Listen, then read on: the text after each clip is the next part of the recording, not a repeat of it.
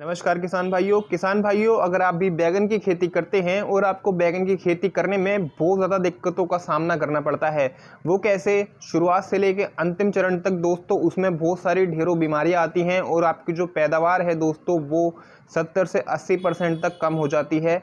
सिर्फ और सिर्फ फल सड़न, तना छेदक, हमारी ये सूंडी लग जाती है। फल छेदक मतलब फल के अंदर छेद करके हमारा जो बैगन होता है वो काना हो जाता है और जो हमारे फल हैं वो सड़ना शुरू हो जाते हैं। बहुत सी सारी बीमारियां आपको देखने के लिए आपकी बैगन की फसल में मिलती हैं। आपका पौधा कई बार जो है बिल्कुल जड़ से सूखना शुरू हो जाता है। पत्तियां जो हैं उसकी बिल्कुल मुरझानी शुरू हो जाती हैं या उसके अंदर छोटी छोटी पत्तियां मतलब पत्ता मरोड़ जैसे रोग आपको देखने के लिए अगर बैगन में मिलते हैं तो आज इस वीडियो के माध्यम से इन्हीं टॉपिक पे बिल्कुल डिटेल के साथ में बात करने वाले हैं और बताने वाले हैं बैगन की खेती बिल्कुल वैज्ञानिक तरीके से आप कैसे कर सकते हैं।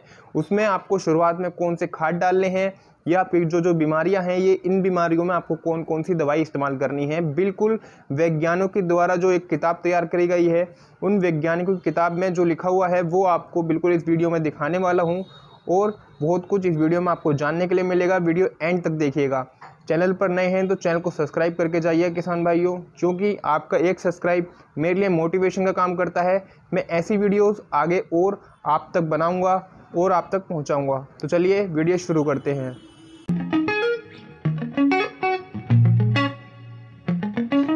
तो किसान भाइयों, ये है वो किताब जो वैज्ञानिकों द्वारा लिखी गई है।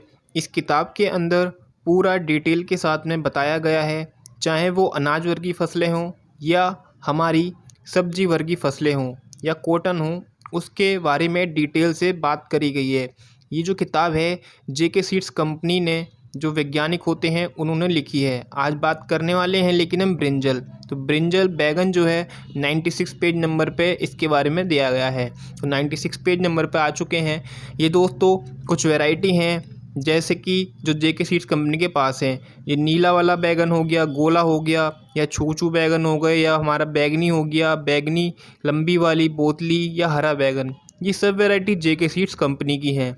तो दोस्तों इन कंपनियों के जो प्रोडक्ट हैं बहुत ही शानदार निकलते हैं और आप भी इन्हीं तरह के बैगन अपने खेतों में लगाते होंगे। लेकिन दोस्तों बात करेंगे कि इसमें जो बीमारियां आती हैं, लगभग एक जैसी बीमारी हमारी हर तरह के बैगन में आपको देखने के लिए मिलेगी।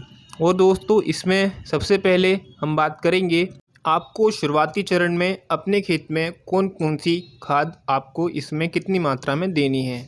तो दोस्तों शुरुआत में जब आप अपनी ज़मीन तैयार करते हैं, बिफोर प्लांटिंग मतलब पौध को अपने खेत में लगाने से पहले, आपको दोस्तों इसके अंदर यूरिया मात्रा 60 किलो प्रति एकड़, डीएपी 40 किलो प्रति एकड़ और एमओपी 30 किलो प्रति एकड़ देनी है। उसके बाद में जब दूसरा यूरिया आप लगाते हैं लगभग 40 से 50 दिन बाद, जब दोस्तों आपको यूरिया की मात्रा 30 किलो, डीएपी 20 और एमओपी 10 किलो रखनी है।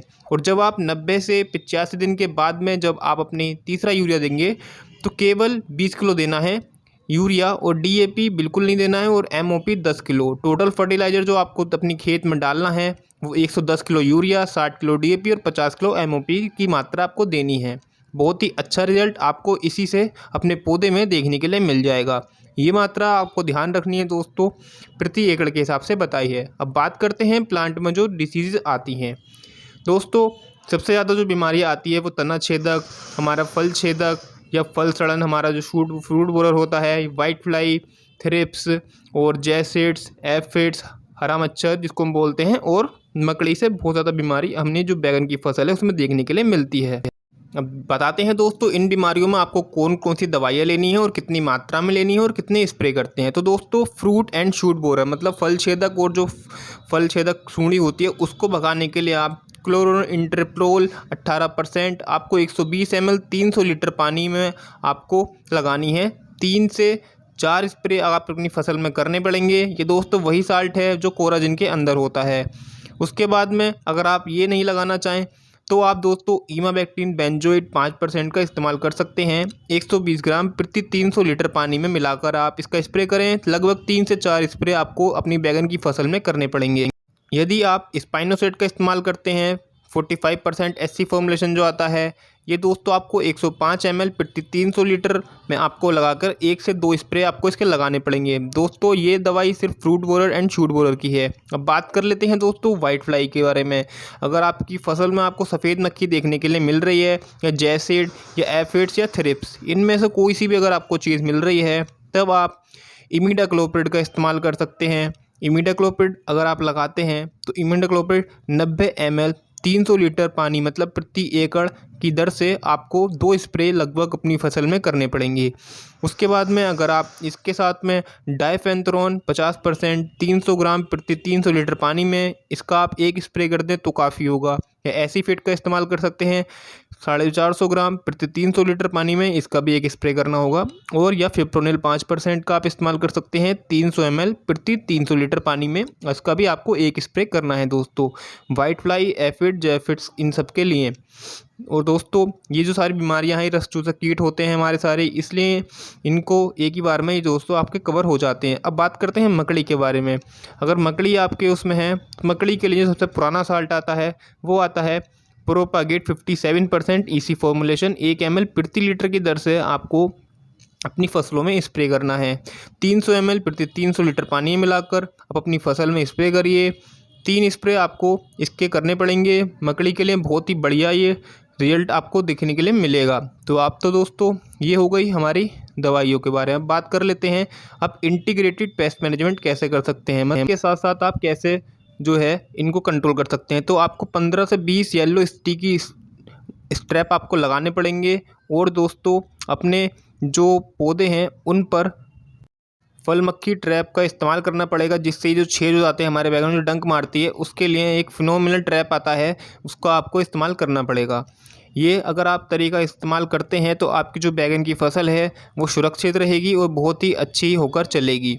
और दोस्तों बात कर लेते हैं आपकी फसल में कितना पानी लगना है। तो दोस्तों जो पानी लगता है आपकी बैगन की फसल में 2 से 3 बार लगता है।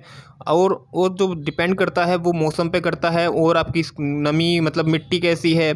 कोई रेतीली मिट्टी है तो उसमें 3 से 4 पानी लगेगा। और क्लाइमेटिक कंडीशन, बरसात होती है आपके एरिया में नहीं। तो चलिए अब बात कर लेते हैं और जो बीमारियां जैसे हमारी लगती हैं बैगन के अंदर उनके बारे में। तो दोस्तों जैसे कि आप इन तस्वीरों में देख रहे हैं, पहले है डंपिंग ऑफ। जैसे कि हमारी जब हम पौध लगाते हैं तो उसमें काला तना, काली जड़ हो जाती है, पौधा हमारा उमस के गिर जाता है, फल सड़न आ जाती है, या दोस्तों हमारे लीफ स्पॉट धब्बे आ जाते हैं पत्तियों पे, या हमारा पूरा पौधा जड़ से सूखने लगता है, या लीफ कर्ल हो जाती है, पत्ता मरोड़ डिसीज़ हमारी उसमें लग जाती है। तब आपको क्या क्या दवाई लगानी है। जब आपकी पौध अगर उमस रही है, एक डंडी काली पड़ रही है, तो उस टाइम पर आप कॉपर ऑक्सीक्लोराइड या मेटाक्सिल मैनकोजेब जो आता है हाई मेल बहुत सारी कंपनियों का, वो 600 ग्राम प्रति 300 लीटर पानी में मिलाकर आप स्प्रे कर सकते हैं। मतलब 2 ग्राम पर लीटर के हिसाब से इसकी मात्रा रखनी है।